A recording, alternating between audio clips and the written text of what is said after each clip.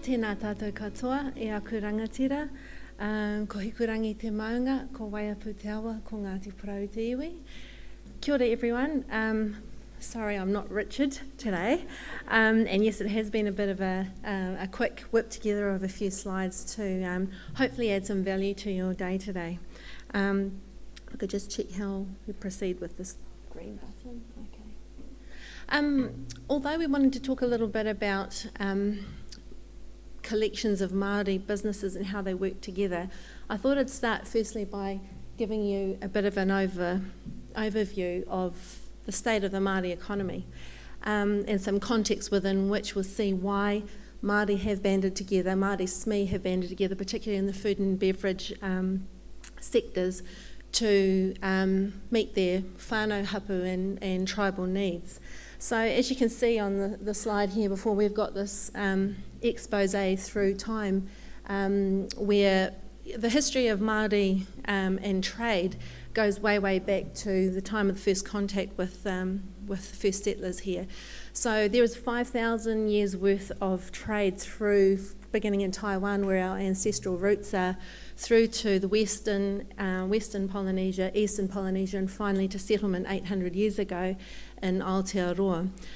So first contact with Abel Tasman, Cook, and those that followed was initially precipitated on trade. And so trade in flax, a lot of the natural resources that we had, flax was used for ropes for trading vessels, Kohere spars again also for trading for spars on waka, and also we were exporting as far as England through the early 1830s and 40s. With subsequent settlement and expansion and colonisation and the change to a settler administration, of course we saw shifts in the political spectrum and Māori becoming overall a lot less in possession of their natural assets with which to continue that process of development. But luckily through time we've held on and essentially rebuilt a pathway forward for Māori economic development generally through the development of our businesses. So here you see this current state and is from pretty much post-settlement time, looking very, very much forward to the development of our SMEs and how they might grow. So the context here of Māori economy is very interesting. We've got a very youthful economy. So purely on the social development side of things, if we don't have businesses for our youth to actually participate in, and this is a New Zealand need generally, then particularly for Māori with such a young population, there's a great reason there for our businesses to make sure that they're sustainable and being able to accommodate that the population growth. Māori generally produce, or Māori entities produce 15% of New Zealand's GDP, which is roughly equivalent to our population base. And of that, the primary sector contributes 1.8 billion.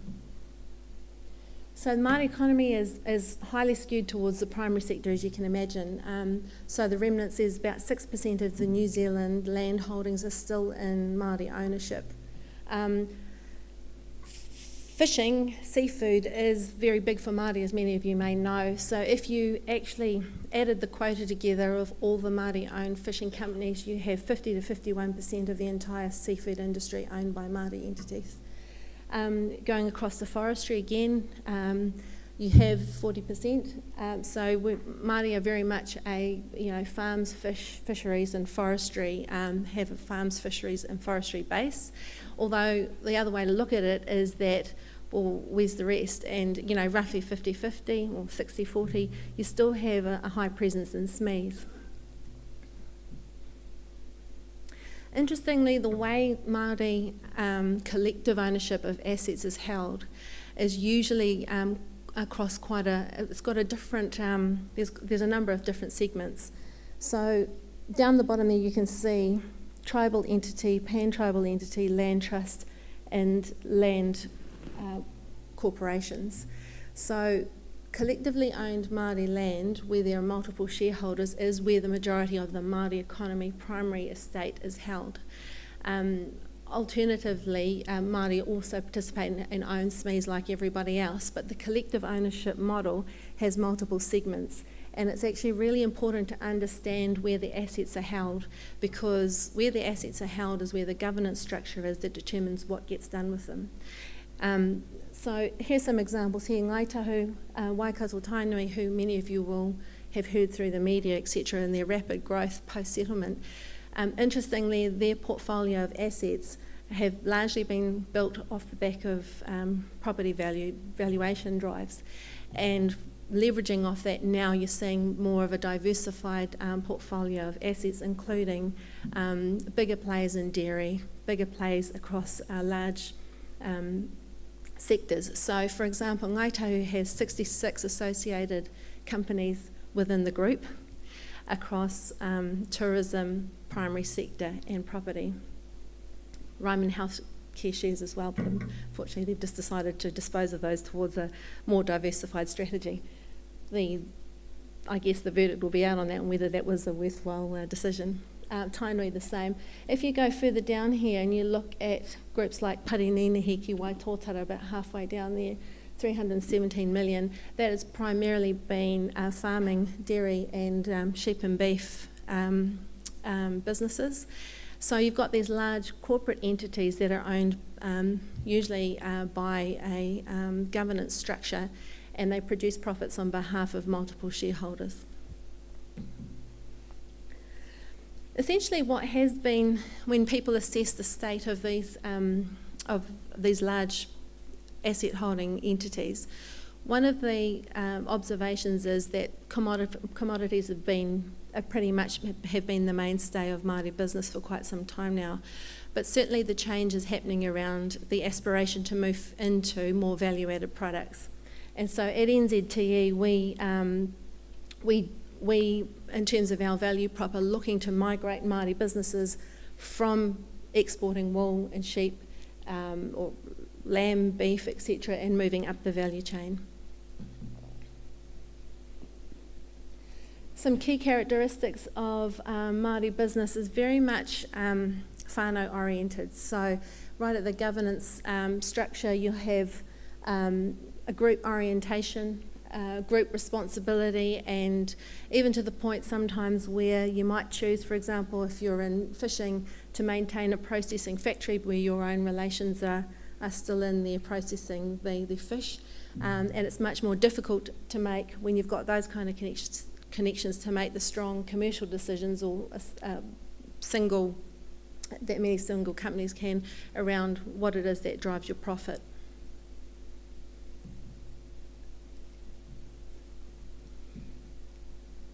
Okay, so as I said before, Māori drivers incorporate social objectives and local biases in wider investment plan and strategy. Okay, so in NZTE we have a portfolio of Māori SMEs. Food and beverage are pretty much the majority of the 28 companies that we have. Kono, who many I presume would know of, is a company that is run as an incorporation. So and up the top of the South Island there are a number of Māori land holdings that banded together in the 1970s and formed the Wakatu Incorporation. Their brand Kono includes a number of different products, wine, aquaculture and horticulture. Again, you'll see the asset base is quite large, collectively owned $250 million worth of assets. Seafood is being exported offshore, 3 brands, and so within the space of 40 to 50 odd years, this company was built off the back of a decision by Māori shareholders to consolidate all its land and consolidate its assets and drive towards one portfolio of products. And in NZTE we have a number of, these are some of the Māori businesses that we have. Miraka and Taupo, which you may know about, is a geothermal powered milk powder factory that's exports milk to many places around the world. Moana NZ is the pretty much one of the largest New Zealand seafood companies. Again, it's 100% owned by Māori. Port Nicholson Fisheries, lobster, live lobster. So quite a spread of food and beverage companies. So that's just some of the context of Māori business. So what are we seeing in NZTE? Well, our purpose when we work with these Māori companies is the same purpose as we have for every other New Zealand company that works with us. And purpose is to grow our company's revenue bigger, better and faster for the benefit of New Zealand. We have 31 offices all around the world that assist with the export aspirations of our companies. And our value prop includes a number of business services and the expertise to get the know-how and the know-who to assist our companies to build their business and also increase export revenue. So key services such as supporting strategy, leadership. We have an investment team that look at providing investment capital for these companies, and a number of other services that support the companies. So within New Zealand Trade and Enterprise, most of the time we have a portfolio of 700 single companies that work with a customer manager. We also have a team of coalitions customer managers, and what that means is that we work with companies that want to collaborate to export. So a large part of our portfolio and coalitions are food and beverage companies.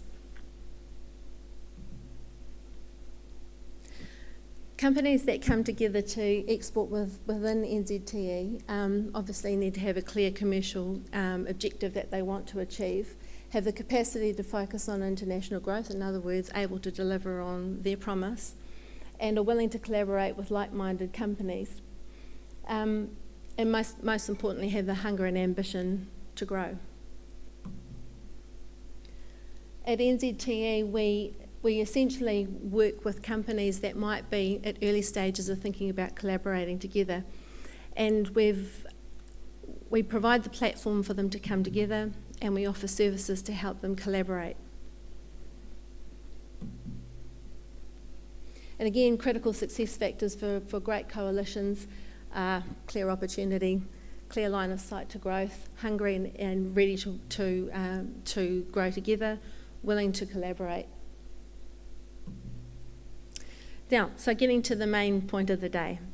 Within the coalitions team at NZTE, which Poutama Trust are a partner ally with, we brought on Poutama Trust as an ally to support Māori food and beverage clusters.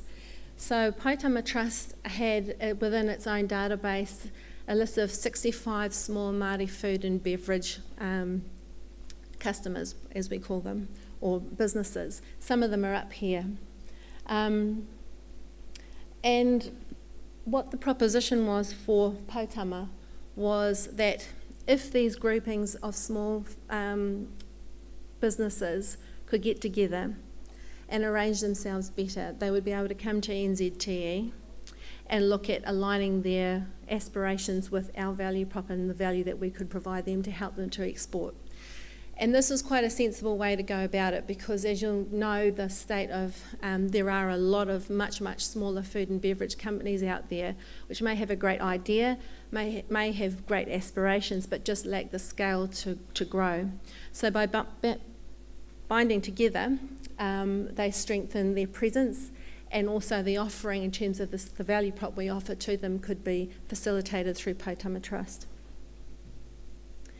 Interestingly, out of those 65 companies that were from a range of sectors in food and beverage, natural clusters started to emerge. And so NZTE took interest in the clusterings around high growth areas like honey, seafood and beverages.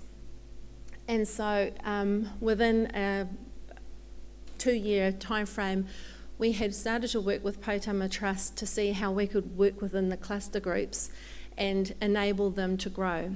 And so through, for example, in the area of Indigenous cuisine, which was a combination of companies that were ready to go for trade and export experience offshore to be educated on the market that they were interested in, we were able to cluster together and support those companies with Potama Trust to get them in market, to get them to trade shows, to give them their first-hand experience and looking at the distribution chains behind their particular sector, so that they started to move from the aspirations of being domestically based to internationally based.